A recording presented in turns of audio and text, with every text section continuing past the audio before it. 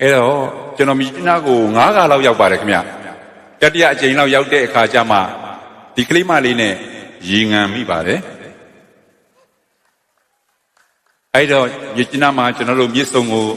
အလဲပတ်သွားပါတယ်ပစ်နစ်ပေါ့လေခေါင်းရည်တွေတောက်ပါတယ်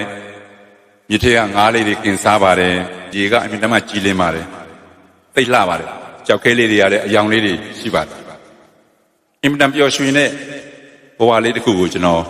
ကြုံရပါတယ်ကျွန်တော်တို့နှစ်ယောက်ကချစ်သူဘဝကိုရောက်သွားတာကိုအဲ့ဒီကနေပျော်ရွှင်ချမ်းမြေ့ပြီးတော့အချိန်လေးလေးဖြုံးခဲ့ပြီးတော့ရန်ကုန်ပြန်လာပါတယ်ရန်ကုန်မှာကျွန်တော်တယောက်တည်းနေနေတအားလွမ်းမိပါတယ်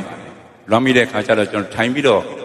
ရင်ထဲကလွမ်းတဲ့အကြောင်းအချက်လေးတွေကိုကျွန်တော်စာရေးပါတယ်စာရေးပါတယ်ကိုဘယ်လိုလွမ်းတယ်လဲဆိုတာလေးစာရေးပြီးတော့ရတဲ့အဲ့ဒီစာကိုကျွန်တော်ဘေးမှာရှိတဲ့ဂီတာကောက်ကင်ပြီးတော့မှကျွန်တော်အတန်စင်ထည့်ပါတယ်ဆိုတော့ရှင်းလေးတစ်ပုဒ်ဖြစ်လာတယ်အဲ့ဒီရှင်းလေးရလဲလူကြိုက်များပါတယ်ခင်ဗျပြောပြရတဲ့အကြောင်းကတော့ကျွန်တော်ရဲ့သချင်းလေးတွေဟာတကယ်အဖြစ်ပြက်ပေါ်မှာရေးဆက်ပြီးကုန်းရင်းနဲ့လူကြိုက်များတာလေးကိုတတိထားမိပါဆိုတော့ကျွန်တော်မှာတကယ်အဖြစ်ပြက်ပေါ်မှာ